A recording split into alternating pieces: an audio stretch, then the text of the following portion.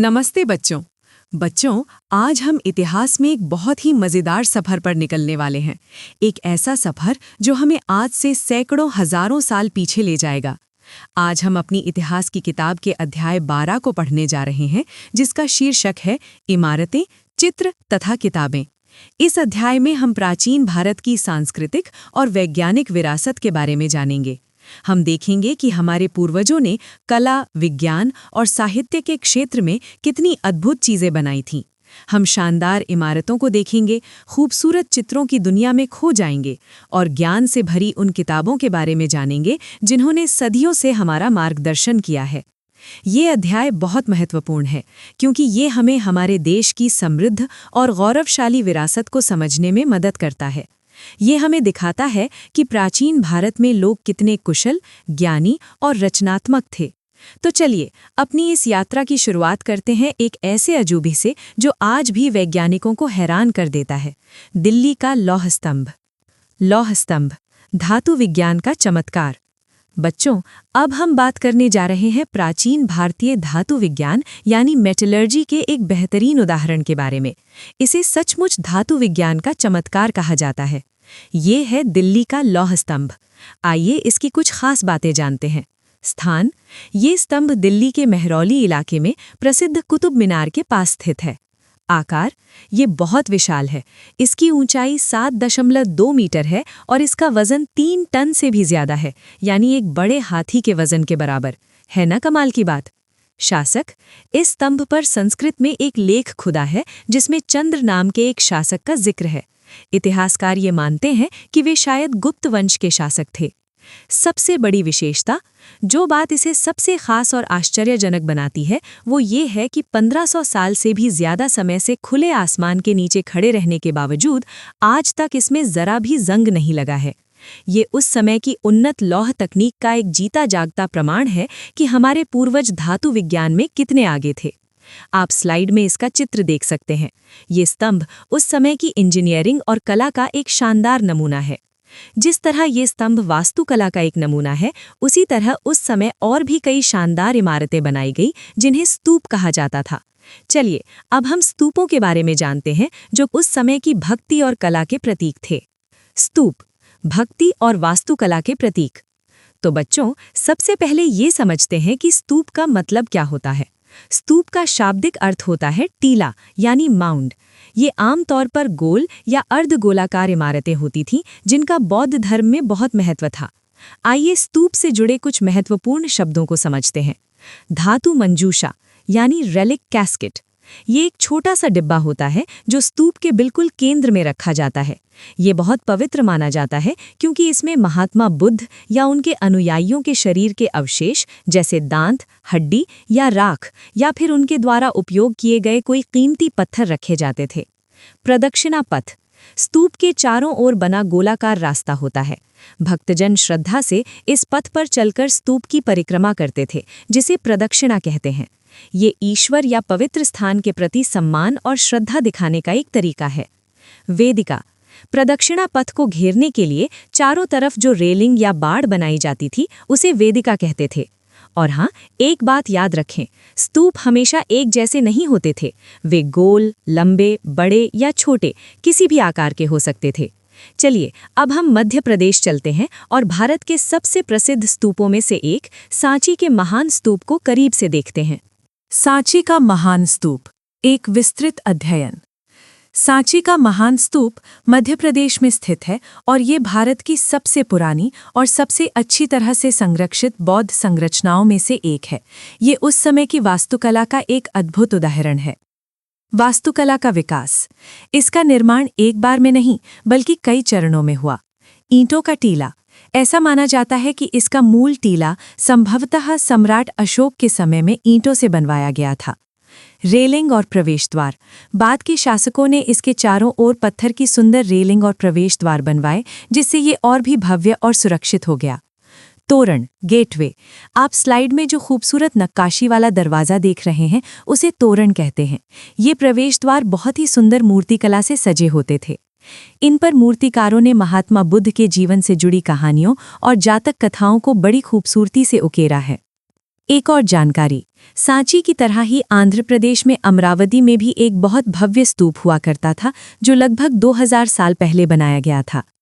जिस तरह बौद्ध धर्म में स्तूप महत्वपूर्ण थे, उसी तरह हिंदू धर्म में मंदिरों का निर्माण शुरू हुआ। आइए अब हम आरंभिक हिंदू मंदिरों के मुख्य अंगों को समझते हैं। आरंभिक हिंदू मंदिर, मुख्य अंग। स्तूपों के निर्माण के साथ साथ इसी दौर में विष्णु, शिव तथा दुर्गा जैसे हिंदू देवी देवताओं की पूजा के लिए मंदिरों का निर्माण भी शुरू हुआ। इन शुरुआती मंदिरों के कुछ बहुत महत्वपूर्ण हिस्से होते थे, चलिए उन्हें जानते हैं। अंग, विवरण। गर्भगृह, ये मंदिर का सबसे महत्वपूर्ण और पवित्र भाग होता था। यहीं पर मुख्य देवी या देवता की मूर्ति को स्थापित किया जाता था। केवल पुरोहित ही यहाँ धार्मिक अनुष्ठान करते थे। शिखर, ये गर्भगृह के ठीक ऊपर बनाया गया एक ऊंचा टावर जैसा ढांचा होता था। ये एक तरह से मंदिर का मुकुट होता था जो दूर से ही बताता था कि यहाँ एक पवित्र स्थान है। इसका एक अच्छा उदाहरण उत्तर प्रदेश का भीतर गांव का मंदिर है। मंडप, ये मंदिर के अंदर एक बड़ा सभाघर या हॉल होता था जहां भक्तजन इकट्ठा होते थे और पूजा अर्चना में भाग लेते थे। बच्चों, ये तीनों शब्द गर्भगृह, शिखर और मंडप परीक्षा की दृष्टि से बहुत महत्वपूर्ण हैं, तो इन्हें अच्छे से याद रखिएगा। ईंटों से मंदिर बनाना तो एक कला थी, लेकिन क्या आप सोच सकते हैं कि एक ही विशाल पहाड़ी को तराशकर पूरा मंदिर बना दिया जाए? चलिए महाबलीपुरम के ऐसे ही एकाश्मिक मंदिरों को देखते हैं। एकाश्मिक मंदिर, मोनोलिथ्स, चट्टान को तराशने की कला। एकाश्मिक शब्द का अर्थ है एक ही पत्थर से बना हुआ। ये मंदिर ईंटों को जोड़कर नहीं, बल्कि एक ही विशाल चट्टान या पहाड़ी को तराश कर बनाए गए थे। तमिलनाडु में महाबलीपुरम के रथ मंदिर इसका सबसे प्रसिद्ध उदाहरण है। निर्माण की अनोखी तकनीक, लेकिन इन दोनों तरह के मंदिरों को बनाने के तरीके में एक बहुत ही हैरान करने वाला अंतर था। बीचों से बने मंदिर नीचे से ऊपर की ओर एक एक ईंट जोड़कर बनाए जाते हैं, जबकि एकाश्मिक मंदिरों को बनाने के लिए कारीगर पत्थर को ऊपर से नीचे के क्रम में काटते और तराशते थे। ये एक बहुत ही कठिन और कुशल काम था। एक और उदाहरण, ऐहोल का दुर्गा मंदिर भी इसी काल का एक प्रसिद्ध मंदिर है जो लगभग 1400 साल पहले बना था। जिस तरह कारीगरों ने पत्थरों को तराशकर मूर्तियां और मंदिर बनाए, उसी तरह उन्होंने पहाड़ों को खोदकर गुफाएं बनाई और उन्हें अद्भुत चित्रों से सजाया। अब हम पत्थरों की दुनिया से रंगों की दुनिया में चलते हैं और अजंता की गुफाओं की चित्रकला को देखते हैं। चित्रकला, अजंता की गुफाएं। महाराष्ट्र में स्थित अजंता की गुफाएं प्राचीन भारतीय चित्रकला का एक विश्व प्रसिद्ध और अद्भुत उदाहरण है। निर्माण, ये गुफाएं किसी एक समय में नहीं, बल्कि सैकड़ों सालों के दौरान धीरे धीरे पहाड़ों को काटकर बनाई गईं। उद्देश्य, इनमें से ज्यादातर गुफाएं बौद्ध भिक्षुओं के लिए विहार थीं, यानी उनके रहने और ध्यान करने की जगह। चित्रकारी की तकनीक, गुफाओं के अंदर घना अंधेरा होता था। जरा सोचिए, उस समय चित्रकारों ने कैसे काम किया होगा। उन्होंने मशालों की रोशनी में इन खूबसूरत और जीवंत चित्रों को दीवारों और छतों पर बनाया। आप कल्पना कर सकते हैं कितनी मेहनत और लगन से उन्होंने ये काम किया होगा। रंगों की खासियत, इन चित्रों में इस्तेमाल हुए रंग पौधों तथा खनिजों से बनाए गए थे, और सबसे हैरान करने वाली बात यह है कि 1500 साल बाद भी इन रंगों की चमक वैसी की वैसी ही है। ये उस समय की उन्नत तकनीक को दर्शाता है। अज्ञात कलाकार, एक और दिलचस्प बात यह है कि इन महान कृतियों को बनाने वाले कलाकार अज्ञात हैं। उन्होंने अपना नाम कहीं नहीं लिखा, जो उनकी निस्वार्थ कला साधना को दिखाता है। कला और वास्तुकला के साथ साथ ये समय ज्ञान और साहित्य का भी था। चलिए अब हम उस दौर की कुछ प्रसिद्ध पुस्तकों की दुनिया में प्रवेश करते हैं। पुस्तकों की दुनिया, महाकाव्य। इस दौर में कई प्रसिद्ध महाकाव्यों की रचना हुई। महाकाव्य बहुत प्रसिद्ध और लंबी कविताएं होती थीं, जिनमें वीरों और वीरांगनाओं की कहानियां और देवी देवताओं से जुड़ी कथाएं होती थीं। आइए कुछ प्रमुख महाकाव्यों के बारे में जानते हैं। सबसे पहली कृति है शिलप्पदिकारम। ये ग्रंथ तमिल भाषा में लिखा गया है। इसके रचयिता हैं इलंगो। इस ग्रंथ की कहानी कोवलन और कन्नगी के जीवन पर आधारित है।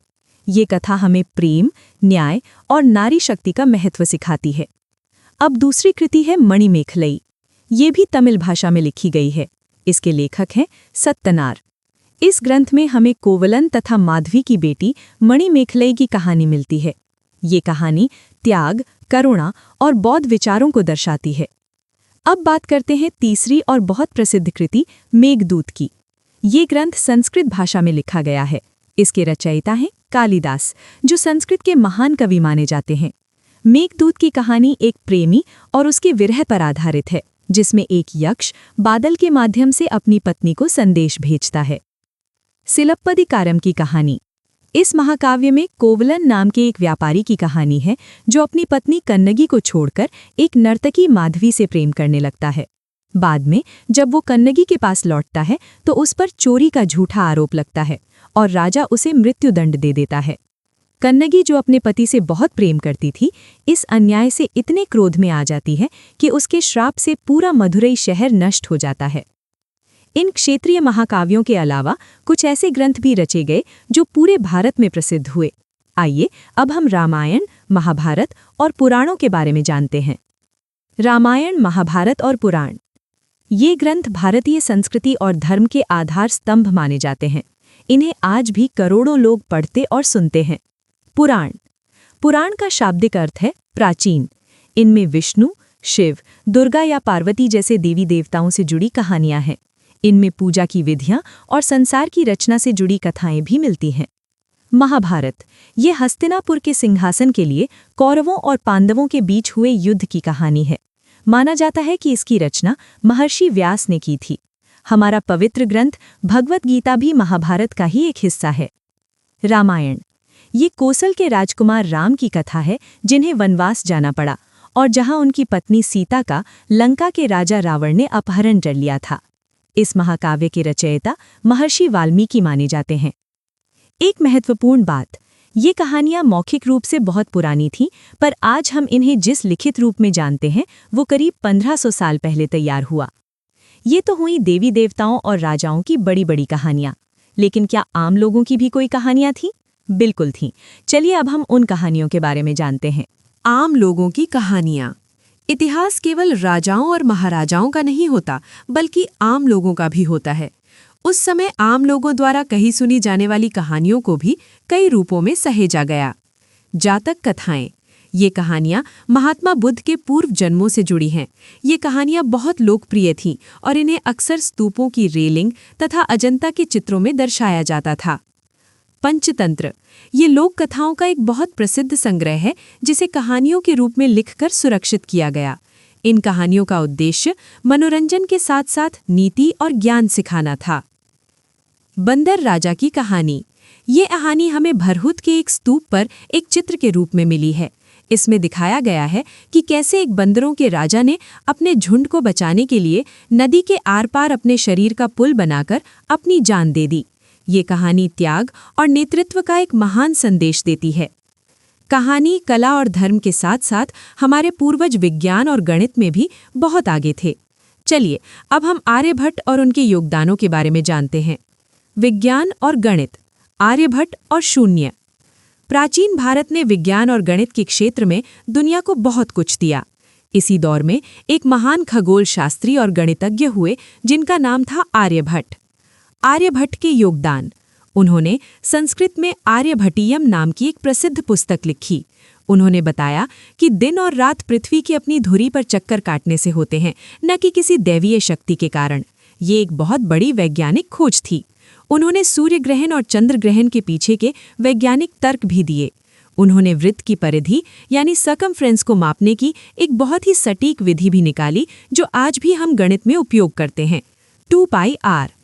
शून्य और कागज। शून्य यानी जीरो। अंक प्रणाली में शून्य का आविष्कार भारत के गणितज्ञों ने ही किया था। ये एक क्रांतिकारी खोज थी, जिसने गणित को हमेशा के लिए बदल दिया। बाद में ये अरबों द्वारा यूरोप तक पहुंचा। शून्य के बिना आज का गणित, कंप्यूटर और विज्ञान कुछ भी संभव नहीं होता। ये भारत की दुनिया को सबसे बड़ी देन में से एक है। कागज। ये भी एक रोचक तथ्य है कि कागज का आविष्कार लगभग 1900 साल पहले चीन में काई लुन द्वारा हुआ था और ये बगदाद के रास्ते भारत पहुंचा। तो बच्चों, हमने इस अध्याय में बहुत सी महत्वपूर्ण घटनाओं और समय के बारे में पढ़ा। चलिए अब एक नज़र इस अध्याय की महत्वपूर्ण तिथियों पर डालते हैं, ताकि सब कुछ याद रहे। अध्याय की महत्वपूर्ण तिथियां और सारांश। इतिहास में तिथियां बहुत महत्वपूर्ण होती हैं, क्योंकि वे हमें घटनाओं को सही क्रम में समझने में मदद करती हैं। 2300 साल पहले स्तूप निर्माण की शुरुआत हुई। 2000 साल पहले अमरावती में भव्य स्तूप का निर्माण हुआ। 1600 साल पहले महाकवि कालिदास का समय था। 1500 साल पहले दिल्ली के लौह स्तंभ का निर्माण, अजंता की चित्रकारी और आर्यभट्ट द्वारा आर्यभट्टीय की रचना हुई। तो बच्चों, आज हमने इस अध्याय में प्राचीन भारत की अद्भुत इमारतों जैसे स्तूप और मंदिर, खूबसूरत चित्रकला जैसे अजंता की गुफाएं, महान साहित्य जैसे महाकाव्य, पुराण और आम लोगों की कहानियों और महत्वपूर्ण वैज्ञानिक प्रगति जैसे आर्यभट्ट का योगदान और शून्य के आविष्कार के बारे में जाना। इस अध्याय का मुख्य संदेश यही है कि भारत की सांस्कृतिक और वैज्ञानिक विरासत बहुत प्राचीन और समृद्ध है, जिस पर हम सभी को गर्व होना चाहिए। तो बच्चों, ये था कक्षा 6 के इतिहास विषय का आखिरी अध्याय। मुझे उम्मीद है कि आपको ये वीडियो उपयोगी और रोचक लगा होगा। अगर आपको ये वीडियो पसंद आया तो कृपया इसे लाइक करें, अपने दोस्तों के साथ शेयर करें ताकि वे भी सीख सकें, और ऐसे ही और ज्ञानवर्धक वीडियो के लिए हमारे चैनल को सब्सक्राइब करना ना भूलें। मिलते हैं अगले वीडियो में, तब तक पढ़ते रहिए और सीखते रहिए। धन्यवाद।